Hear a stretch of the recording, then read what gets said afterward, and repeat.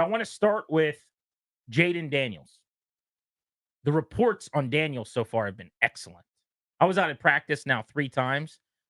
This most recent practice was just normal good, but the first couple, pretty impressive, borderline blown away with how he threw the ball. Like, it's occasionally against air and it's 11 on 11, and he knows what the offense is doing and probably also what the defense is doing. But the touch and the accuracy, like, super, super impressive. And we haven't even seen him take off and rip off a 60-yard touchdown run or anything yet.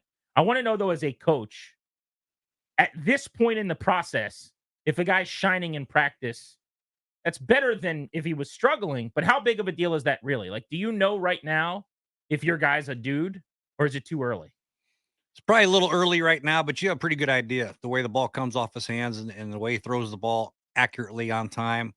We obviously know his skill set running the football, so that's not an issue. But you really want to see him in the pocket and making his reads and going through his progressions and anticipating throws and different arm angles and things like that. You can gauge a lot, and if he's doing a great job in that, and that should translate. But the whole thing is how is he going to handle the live rush and the speed of the pass rush and the coverage and the linebackers getting their zone drops and all that stuff. And, How much uh, of that will you be able to glean in practice? Because do you agree with my thought that by this many practices in, he's probably almost like figured out what he needs to look good against Washington's defense, if that makes sense? Yeah, a little bit, but it's a big difference when he knows he's not going to get hit, you know, as opposed to knowing those guys are going to hit him live, so he can sit back there and maybe go through an extra progression, whereas he wouldn't do that in real game because he would take off and run or eyes would be on the rush or whatever. So there's a lot of things that don't translate to the real game, but you can still see some of the skill set attributes that you have to be a successful quarterback, and obviously he has that. That's why he went too. The things I would imagine that you can tell right away, maybe it's harder with some of the on-field stuff that you're referencing, but I don't know if they're just all on the same page and that they're selling it very well. I'd imagine this is all just legitimately true, but they are head over heels about the work habits. Nick Allegretti, who they signed from the Chiefs, the guard, has told me he's like always the guy that tries to get there first. And he's in by 6 a.m. every single day. And he's like, I can't beat Jayden Daniels here. Which that to me, as someone who's been in this market, when quarterbacks weren't always doing that, you were hoping would turn into the guy. That gives you real hope.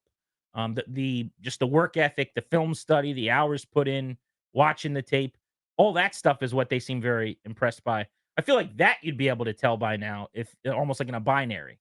I Does he think have it that or not? you don't take a guy too unless you know he's got that type of ethic. Obviously, maybe some people can fool you and say, "Yeah, I worked that," and then not do it once they get the contract or get signed. But the majority of guys that get drafted that high typically have that type. You don't really. So you don't think that I don't think is you can instill work ethic in a guy. He's either got it or he doesn't. There's been some flops in the NFL history that obviously didn't have the work ethic necessary. They had the skill, but not the work ethic, and they obviously didn't work out. But nowadays, you pretty much can gauge what type of worker they are based on, the college football nowadays takes a lot of time and a lot of work, and coaches will talk to you and all that stuff. So you get a good idea what they're like. so that's interesting to hear because in my mind, I've thought for a long time one of the biggest differences between the guys that make it and the guys that don't is basically how do you operate in that regard at the Yeah, top of the draft board. But it sounds like you're saying the default is more everyone's doing the controllables pretty well. Everyone's studying, watching. especially a quarterback. Okay. Now, that may not take place for a defensive tackle or an offensive guard or whatever, but quarterback, they have to have that work ethic instilled in them because there's so much to learn in the NFL as opposed to the college game. College game is still getting better and better, but there's so much more things you have to understand from a blitz pickup, formations, concepts, defenses. There's a lot more that you have to learn, and it takes some time. Now, trying to think back to this because we had you on last around draft time and Jay Gruden's in studio on Grant and Danny. I do remember that you really, really liked Jayden Daniels. Yeah. You Oh, liked yeah. his game, everything about him. When you hear that he's this quickly progressing or far along, doesn't seem like you're surprised, but you thought he should have been the guy they took, and you've long been enamored with his game. Yeah. I mentioned I like the way he improved over his years from Ohio, or from Arizona State to LSU. His ability to stay in the pocket. And I think having the receivers that he had at LSU helped a lot. He realized that, heck, these guys are going to go catch the ball. If I throw it anywhere close to Brian Thomas or neighbors, they're going to go get it. So that helped him a lot. But it's just his improvement. And he's been At Arizona State, I probably wouldn't have wanted him, but at LSU, the LSU Jayden Daniels, yeah, he's by far the second best quarterback, maybe the first best quarterback in the draft. One of the things that came up in the process that I remember, speaking of the transfer from Arizona State and then him elevating the way that he did LSU, and we had Scott Pioli on who worked at LSU last year, and he talked about just how big of a deal it was and how I'd say just instrumental Brian Kelly was in that growth and the development. I mean, it Mhm. was basically it's two prospects. Like the Arizona guy, maybe a mid-round quarterback. This guy you take at the top of the draft board. But they viewed his transfer almost like a free agency where he had to learn a new offense, he had to get accustomed in a new place, and they kind of separated that as another reason why they thought he had maybe plus smarts. Like they didn't have to worry as much about the learning curve with him. What do you make of that? No, there's a lot to be said about that because anytime you transfer, go to a different team, the terminology is totally different. It's like learning a new language, really.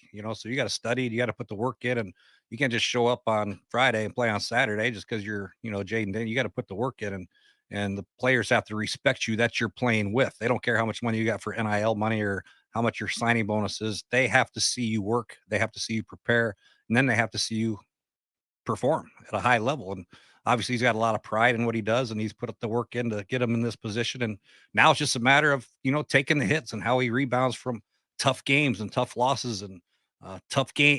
Where he throws a pick or two or fumbles, gets sacked and fumbled, or gets hit right in the mouth.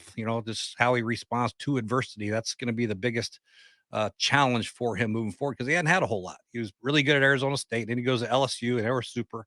Their offense was sick. They threw for a ton of yards. He rushed for a ton of yards. So success has been around him every time he stepped on the field. Now he's at a place where it's going to be a challenge for him in the NFC East, right? It always is. So we'll see how he responds to adversity.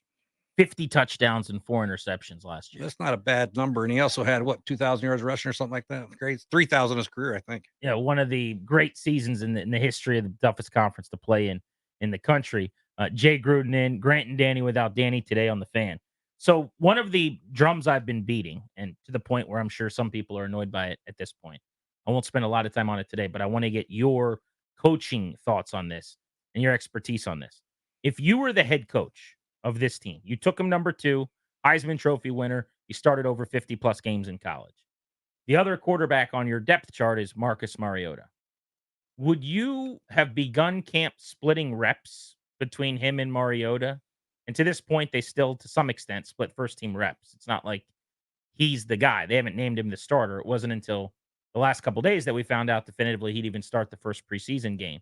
And they said only that this is a unofficial depth chart and it's an unofficial start, basically. They haven't named him the starter. Would you handle it similarly, or would you just have named him the guy and given him all the reps? Well, I would have named the guy. We had a similar situation in Cincinnati. We drafted Andy Dalton in the second round, and we announced him, Marvin Lewis. We decided to announce him right when he got there, so he got every rep. Who And was the veteran then? we had Bruce Gradkowski. That's Okay. the year Carson Palmer did not want to come back, so he left. We had Jordan Palmer. We cut him, and we kept Bruce Gradkowski. So there's no He splitting played. I reps. mean, he was like He a played. He bridge came in the guy. first game of the year, and Yeah. we beat Cleveland. So he did a good job. But yeah, I just think it's very important for a young quarterback to get all the reps and for people to know, hey, there is no controversy here. There's going to be no looking over your shoulder. You get the reps. We're going to live and die with you. And if you struggle, we'll struggle together, but we'll get through it. Because reps to me this time of year are critical. I mean, they really are. Just calling plays in the huddle, getting used to calling, getting ready to see the same concept versus cover 2. Maybe you'll see it versus cover 3 the next practice. Maybe fire zone the next practice. Maybe an all-out blitz the next practice. So you just got to continue to call them, see them, work the motions, the cadences. There's so many things that happen to a quarterback that doesn't happen to him in college that you have to be prepared for, that I think it's necessary to take as many possible reps as you can getting ready for your first game. What is the benefit, do you think? Play devil's advocate to doing it this way. Because I am Ron played last year, Rivera played this nonsensical game where he kept saying that at the time, Sam Howell, who was the obvious starter, was competing for Jacoby Brissett. Now, to Ron Rivera's credit, Sam Howell got all the first team reps. So, like, your eyes were telling you this is not a competition at all, but he refused to admit publicly that the guy was the starter. This is different because I think we all know Jayden Daniels is going to be the starter. Dan Quinn even started the camp process with a press conference where he said, "Hey, I'm not trying to, you know, pull the wool over anybody's eyes." But yet they've been splitting reps and they refused to name him the starter. So what is the benefit to that? If you could play devil's advocate for a second. Well, the benefit would be if you're in Minnesota, and you're not sure if the quarterback's going to be ready, then you have to split time between Darnold, and see who is better. You know what I mean? Make sure you're playing the right guy for your football team. Same thing in Denver. Same thing in New England. They're not sure that Bo Nix is going to be ready. They're not sure that Drake May is going to be ready, and they have Jacoby Brissett there, and he might be throwing the ball better. Here, I think it's different because everybody knows that Jayden Daniels is a starter. Right. In a world where, and I've been out of these practices, he's definitively their best quarterback. Not even close. So And they picked him second. So what's the benefit in this situation? yeah, there is none, in my opinion. Other than the fact you let a veteran guy call plays and watch him, how he handles the huddle, and how he handles the cadence, and how he handles his teammates, and things like that. To watch us take a step back and watch another guy play, a veteran guy play, is not a bad thing. I'm just a fan of the quarterback getting as many reps as possible. But Yeah. watching Marcus Mariota play and do some good things, he can learn from that as well. Me too. I mean, there's always, though, this idea, and I'm not a coach and I don't pretend to be. I'm not going to go full Chris Russell on you and tell you I know better. Okay. I remember that one. That made the rounds a couple years ago. He knew better than Jay Gruden. But We might have. I don't know. I'll give you the benefit of the doubt on that one, I think. Even though Slashy is my boy. Um, I find it annoying as an outsider when we pretend like you've got to do something for the locker room. Like the veteran players can't see me name him the starter without competing. Because what do I say to so and so, who's got to earn his job? And my point is, say that you drafted Jayden Daniels second and you guaranteed him $40 million. Say watch his film from LSU and watch Marcus Mariota's film. You know what I mean? Like this idea, this like football cowboy thing of every job in this locker room is earned, man. Yeah. Nothing's given to anybody, brother. Look into the eyes of the man next to you. Yeah. Like that is so football movie fake. I'm just over that.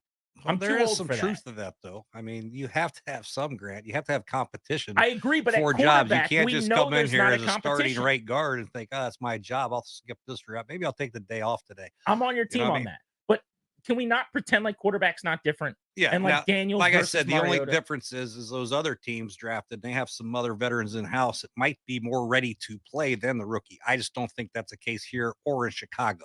In Chicago is clearly Caleb's team, right? Is there competition with Caleb and their backup? I don't think so. No. And I don't think it's the case here. I think these are the only two teams that have the luxury of saying our rookie quarterback is better by far than our backup quarterback. So we're going to go with the rookie.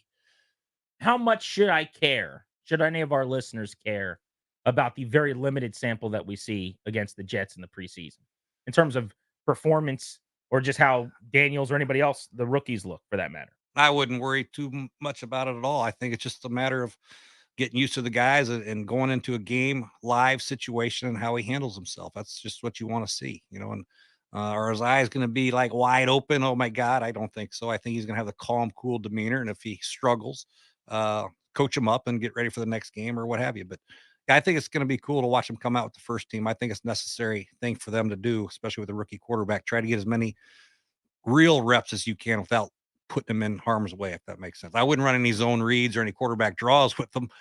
I'd do some quick game, maybe a couple naked bootlegs, get them outside the pocket, just let them run around, hand the ball off, give a high five or two, and get them the hell out of there. Yeah, a couple of plays and Yeah. come stand next to me.